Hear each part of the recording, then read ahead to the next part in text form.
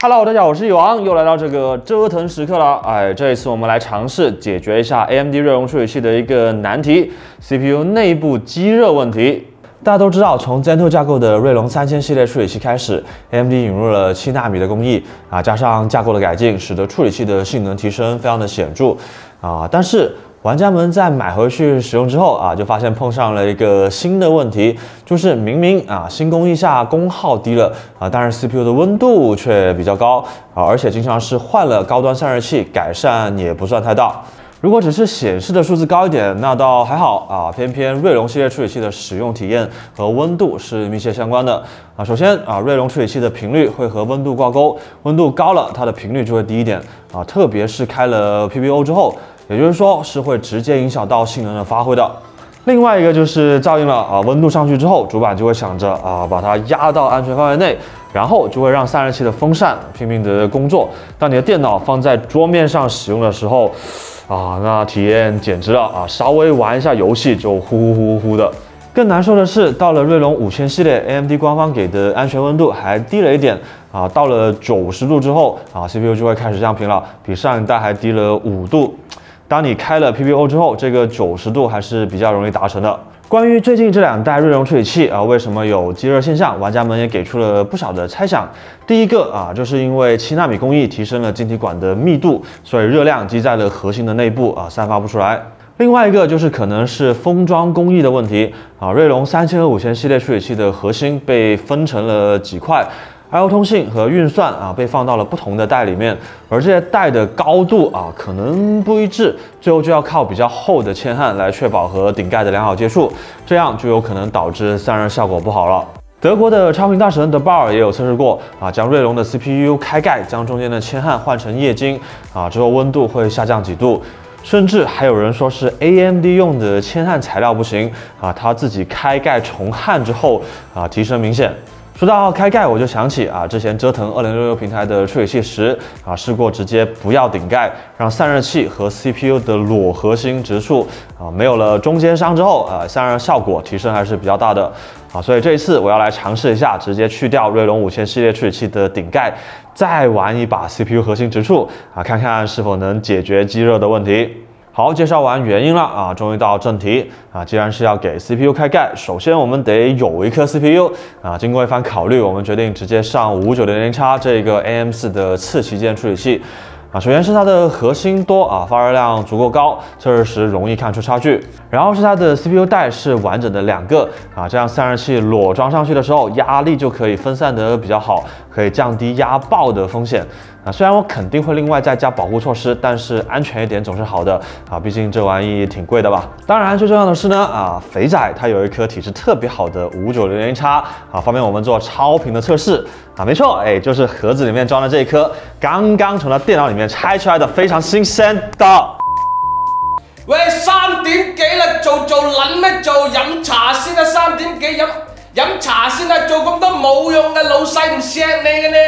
喂，飲下茶先3點幾做做。好，介紹完了終於到正題了既然是要給 CPU 開蓋，首先我們得有一顆 CPU經過一番溝通交流，我決定使用我的首發特調大雷5900X這樣如果開蓋直觸之後，散熱性能有提升的話就能順便看到對性能發揮是否有幫助了看看能不能逆天改命一下。在進行開蓋操作之前，我們還要先做一下基準測試看看這顆 CPU 原生狀態下的散熱和體質等的情況如何不然剃掉頭髮之後都不知道實際變強了沒有。所以這裡搭了一個測試平台，主板是 ROG Crosshair 8 Dark Hero算是 AM4 平台的頂尖級主板了這塊主板還有 ROG 獨家的混合超頻功能，在手動超頻的狀態下也可以觸發單核 Boost， 而不是全部核心鎖止在一個頻率。為了消除瓶頸，散熱器也是用了旗艦級別的是由這次的贊助商 ROG 玩家國度提供的龍神2 360一體式水冷，也就是這段時間剛剛上市的龍神第2代，它採用了第7代的 ASATEC 水泵，搭配貓頭鷹2000轉的工業風扇性能非常的強悍。和上代一樣，冷頭內部帶有一個小風扇，可以照顧到周邊主板供電的散熱。除了性能以外，龙神系列最吸引人的就是那个屏幕了啊！这一代冷头上的 LCD 屏幕换成了3.5寸的，已经和早年的 iPhone 屏幕一样大了啊！搭配军火库软件，可以播放合计不超16兆的5组 GIF， 是自动轮放的啊！万物皆可 Bad Apple。还可以通过联动 i.64 Extreme 在这块屏幕上面显示温度等系统信息啊，非常的方便。购买龙神第2代就会赠送1年的 i.64 Extreme 使用权。虽然功能多，但是安装起来依然非常方便啊！整个冷头包括屏幕只需要2根线就可以完成供电和控制啊！这个散热器也附送了金属材质带眼睛的风扇和 ARGB 控制盒啊！像我们这样经常拆来拆去做测试啊，就真的很省事了。最后这款水冷是6年保修的，在保修期内非人为原因出现漏液都是包赔的啊！所以如果你想要最好的散热性能和颜值，ROG 这款龙神2 360是非常值得考虑的。剩下的硬件中，电源用了矿潮石涨到了4000块的雷神1200瓦啊，内存和显卡的话和这一次测试的关系不大啊，随便搞点亮机的就可以了。基准测试时，我们也专门涂了液晶，这样整个散热瓶颈应该就落在顶盖和铅焊上面了。就是装好散热之后，发现被挤得露出来了一点啊，幸好还没有开机，赶紧拆开重新涂了一次。大家在自己电脑上面玩这种东西一定要非常小心啊！液晶滴下来不光会造成短路，甚至可能会导致焊锡融化。液晶还会渗透进铜里面啊，所以铜底的散热器需要先涂上液晶，让它饱和一下啊，再擦掉溶剂之类的添加物，重涂一次，才能获得最好的效果。铝底的散热器更是直接不能用的啊！总之这玩意最好是查清楚教程再来折腾。准备好硬件之后，我们首先测试了 PPO 下的表现啊 ，PPO 参数是参考了51972之前的推荐设置啊，这个 UP 主真的不错，记得关注一下啊。只有电压曲线我们压到了23啊，是为了让这颗 CPU 可以跑出完全的性能。为了验证散热表现和性能发挥的关联性啊，以及确认在锐龙上面不同散热器是不是真的众生平等，我们还翻出了雅骏的 G3啊，作为对照组测试了相同的项目。最终结果如下，在 Cinebench R20和 R23中啊，确实是散热越好 ，PPO 频率就越高，得分也就会更高啊。只不过这个差距小到只能用确实存在来形容。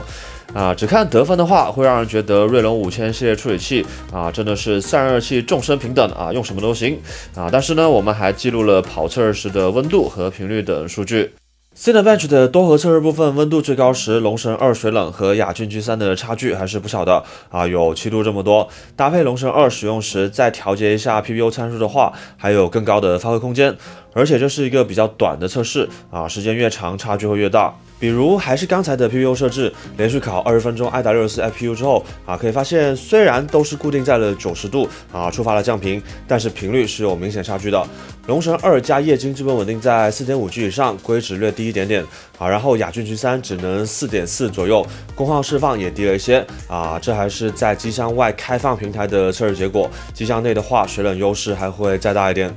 而如果手动超到更高频率的话，对散热器压力就更大了啊！这里我们用 1.28 伏多点的电压，给这颗 CPU 超到了 4.575G。经过20分钟的烤机测试之后啊，龙神2代加液晶稳定到了94度，手动超频解开了 PPO 的90度温度墙，而 G3 烤了几分钟就过热重启了啊！所以至少对于锐龙5000系列来说，散热器对性能发挥还是存在一定影响的啊，并没有大家想象中的那么众生平等。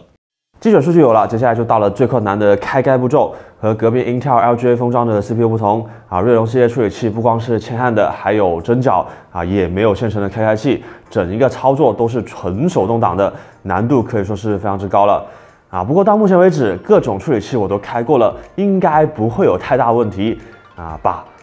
首先第一步是切开粘住顶盖的黑胶，这个刀片是越薄越好。我一开始使用的这种根本插都插不进去，老式的双面剃须刀刀片是比较合适的。我这里楼下没有买到，就拆了现代的手动剃须刀，然后用大力钳夹住它的刀片来用。就算用老式的刀片，也是用大力钳夹住会比较好处理啊，可以降低割到自己的风险。这玩意挺锋利的啊，一定要小心处理。黑胶其实不是很硬，刀片够薄的情况下，如果碰到了硬的东西，就不要继续用蛮力了啊，免得弄坏内部的电容啊，经验教训。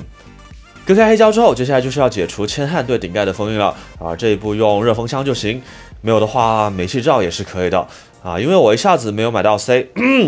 一下子没有买到台钳啊，所以用在楼下5金店找到的 C 型夹来固定了 CPU 的 PCB 啊，同时我还粘了 3M 的双面胶，防止 CPU 滑动啊，记住这个双面胶是个伏笔。固定好后，把 CPU 倒过来顶盖朝下啊，用热风枪在底下吹，等铅焊融化之后，盖子就会自己掉下来了啊，要注意手要放远一点，不然会被掉下来的顶盖烫伤的啊，经验教训。本来应该就是这么简单的事情，结果我将 CPU 背面都加热到了170多度啊，针脚都有些松动了，顶盖还是没有掉啊，看来黑胶切得太浅了。同时，我还发现了更蛋疼的事情啊，那个3M 的双面胶在被加热之后膨胀了起来啊，把一排的针脚给顶弯了。针脚掰一下应该不算太难处理啊，我选择了先继续开盖啊，重新用刀片再插了一轮，捅得更深了一点。根据拆解别的 AMD CPU 的测量数据啊，顶盖边缘有3毫米左右啊，然后 PCB 边缘到内部的电容有4毫米多，还是挺深的。切完之后再用热风枪来吹啊，这次上4星加的时候就没有再用3M 胶了啊，加热到一定程度之后，用刀片轻轻一挑，顶盖就掉下来了。5000系列的铅焊实际上熔点不高啊，背面 PCB 到120多度时就会融化，温度控制好的话是不会影响到针脚的。肉眼观察了一下，3个带12角尖尖完好无损啊，旁边的电容也是一点损伤都没有，没有重蹈之前折腾 Mac Pro 2009时的覆辙。只不过 CPU 的另外一面出现了一些新的覆辙啊，仔细看针脚有一些都快脱离焊盘了，镊子轻轻一挑，还直接掉了一根下来啊，还好焊盘没事啊。总的来说，不拿热风枪吹一下是没法收场的。另外，就在我起身去拿工具的时候啊，领家卖的线勾住了细型夹啊，差一点就给带到了地上。这5000块钱真的是多灾多难。因为我之前就已经焊过骁龙 CPU 上超小的电容，也看过老来的针脚维修视频了啊，所以当时我就觉得应该不会是多难的事情啊，然后我就发现我错了，热风枪一吹歪的更多了啊，针脚并没有像之前看的视频中那样会自己立起来，最后只能把歪了的针脚全部取下来，再想办法重新焊上去啊，加上受到2次伤害的，总共取下来了超过10根针脚。接下来就进入到了这个超高难度的焊接环节了啊！人的手如果没有练习过的话，是很容易产生轻微的颤抖的。而针脚真的是我焊过的最小的东西了啊！偏偏它还是连成一片的，但是焊接的要求却是粒粒分开，还要粘着焊。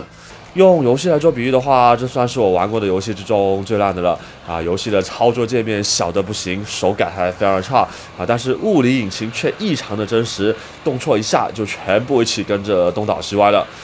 幸好我作为一名程序员，已经习惯了这种牵一发动全身，一个 bug 就会引发连环问题的情况啊，是不会轻易生气的啊！花 K， 分开吧，你们2个针脚在一起是不会有结果的。由于在这里也不能骂 AMD 到了2021年还在生产使用 PGA 封装的 CPU 啊，所以这里只能建议大家在学我一样开盖之前啊，先拿便宜的老速龙等几块钱一颗的 CPU 练手。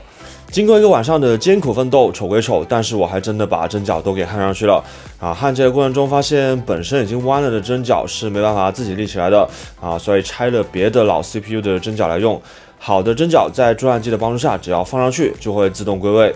除了某个没注意到，轻轻碰了一下就弄掉了焊盘的啊，这个就真的焊不上去了。通过查阅 AM4 的针脚定义，可以确定这根是和 USB 以及 GPIO 有关的针脚啊，理论上应该大概估计，我觉得可能不是太大的影响啊。万一真的有需要时，焊盘其实也是有办法补的啊，就是麻烦一点。尝试将 CPU 装到底座上看看啊，虽然个别针脚还是有点歪，老 CPU 上拆的针脚还比 AM4 的粗一点啊，但努力一下还是可以进去的。修完针脚之后，接下来终于可以进行常规 CPU 开盖后的处理了啊。这个处理简单来说就是清理掉残留的黑胶以及铅焊材料啊。这里我用的是塑料的刀片，可以防止把 PCB 或者核心给刮爆。最后用打磨的方式清理掉剩下的铅焊，就算完成了。之后我决定先涂上硅脂，把顶盖放回去啊，装上散热器，开机确认一下这颗饱经沧桑的5960X是不是还活着。结果开机时检测卡首先卡在了00啊，这个是 CPU 错误，如果一直卡在这里就表示 CPU 完蛋了。好在重启之后跑码了啊，但是卡在0D， 这个是内存的问题。只差右边通道的内存开机啊，开始跑码了，散热器的屏幕也亮了，看来有希望了。最后检测卡停在了02，这个一般是自检成功了，但是屏幕还没有显示。于是我换了一条 HDMI 线，重新开了一下机。哦呀，这都没坏，进系统了，果然是线的问题。哦吼，在系统里面检测了一下啊，核心数量什么都是正常的啊，键盘、鼠标等插在 USB 接口上的设备也都工作正常啊。这个 CPU 虽然遭受了各种非人的对待啊，但它还是活着的。接下来我测试了一下只插左边的内存啊，然后发现卡在了0D啊，看来是这边的通道出问题了。最后通过电池显微镜，我发现是有焊点粘连了啊，这也倒不是我焊接的那一边，而是我没有维修过的，同样在第一次开盖中被吹动了的针脚。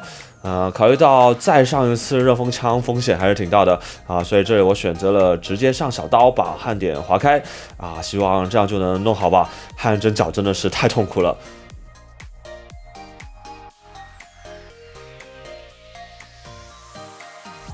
And， 哦，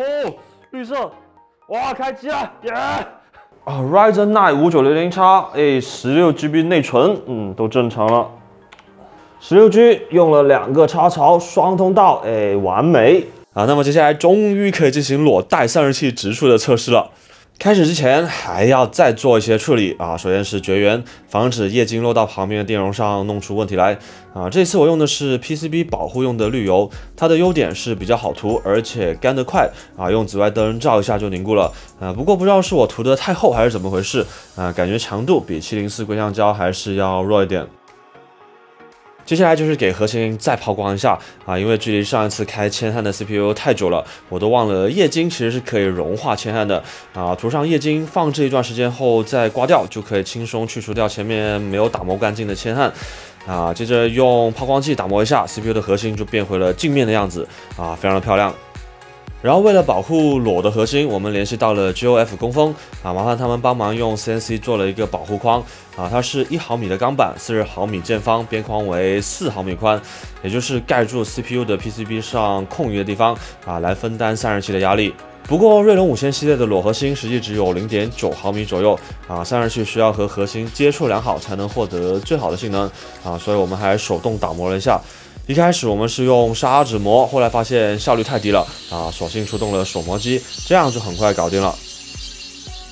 到这里就还没有完啊！我发现开盖后 CPU 的核心已经比 AM4 插槽上的那条东西还要低了。而龙神2代散热器并不是为 AM4 裸带直出而设计的，所以会和底座出现冲突。于是我们就还要将 AM4 插槽的上盖也打磨一轮。拆的时候虽然我给上盖撬坏了一点啊，但是完全不用担心，因为 AM4 底座是可以买到备用的啊，也不贵。前面清理和打磨 CPU 的时候，也可以用这个底座对底部的针脚进行固定啊，实在是居家旅行必备良物。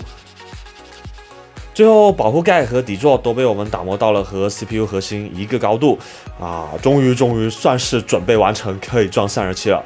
为了取得最好的散热性能，核心上自然也是涂的液晶啊，只不过那4个固定散热器的螺丝其实是从之前的分体水冷上面搞下来的啊，因为 RG 的设计师估计也不会想到有一天龙神2代用来做这种事情啊，所以原装螺丝其实太高了。如果手上没有合适的螺丝的话，这种通用螺丝应该也是能用的。到了这里啊，才终于完成了全部的准备工作，可以跑分了啊！前面这一大堆操作里面，有一半都是正常开盖中不必要的啊，有了经验之后，其实很快就能完成的。那么我们来看看啊，这么艰难才实现的锐龙处理器开盖核心直触表现如何吧。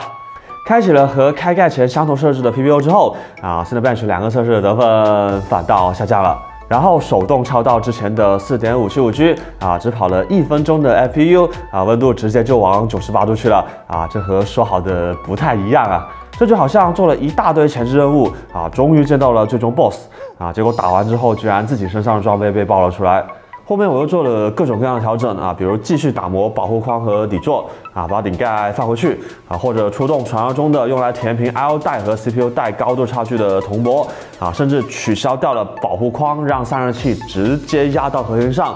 啊，都没有什么改善。最后我去买来了数显高度计啊，测量了一下核心高度。好家伙啊，别说不同核心之间了，就同一颗带它都是斜的啊，一边高一边低。这可能是底下的焊锡不够平整，也有可能是 PCB 本身就是弯的啊。虽然只有0.0几毫米的差距，但是对于散热器来说，这就会导致接触不良。思来想去，我恶向胆边生，既然你不平整，那我就帮你平整。啊，我用一块玻璃垫在桌子上，再铺上砂纸，啊，给它打磨到了全部高度一致为止。CPU 的真正的核心实际上只有最底下超薄的一层，啊，顶上的只是硅片而已，打磨掉一点是不会损坏的。在打磨的过程中，也可以看到每一个带的磨损都是不平均的，啊，它们真的都是斜的。打磨完成之后是这个样子的，我用的是600目和1000目的砂纸，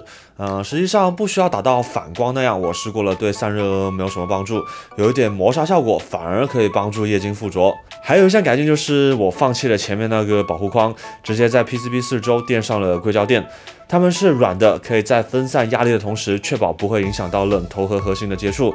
同时也能带来一点散热效果。经过这段时间的折腾，我发现 CPU 的硅片其实意外的耐操，只要用力是均匀的，压下去是不会爆的，毕竟显卡的核心就是直触的嘛，当然如果你压爆了，我是不负责的哈。那么经过这么多的改造，最后性能的表现会如何呢？首先在 Cinebench 的多核测试过程中，暴力改装后的5900X 没有触发80度的降频所以频率上到了 4.6， 甚至比之前手动超的还能高一点。于是相同 PPU 设置时，开盖加打磨后的5900X 终于跑出了比开盖前高的得分。不过大家可以发现这里没有单核分是因为 PPO 没有碰到温度墙时会拼命把频率往上拉单核 Boost 上了5G 出头，而我们之前设置的电压曲线比较低不足以支撑这么高的频率，还需要放宽电压和功耗墙才能稳住当然性能上限确实是提高了。那么接下来我们看一看同电压同频率长时间烤机时实际的温度到底下降了多少。还是 1.28 伏出头 4.575G 20分钟的i64 IPU 之后改装了的5900X 低了3到4度，和之前德巴尔开的3600情况基本相同，而且它那个还是带了顶盖的成绩。包括前面相同设置的 PPO， 在测试中同一时间下的 CPU 温度差距其实差不多也是3到4度这样后面我再进行了打磨和重涂液晶等操作之后也是几乎一致的成绩。换了其他的 AIO 之后，甚至还要再差一点点并没有出现传说中的暴降10度、20度的情况。那么现在这个情况就有点复杂了首先可以确定的是，锐龙5000系列的核心封装它确实是有一点问题的但是尝试把这个问题解决了一下之后呢，获得的提升并没有想象中的那么大。目前在网上看到的说是温度有大幅下降的案例，一个是自己换了材料重新焊接的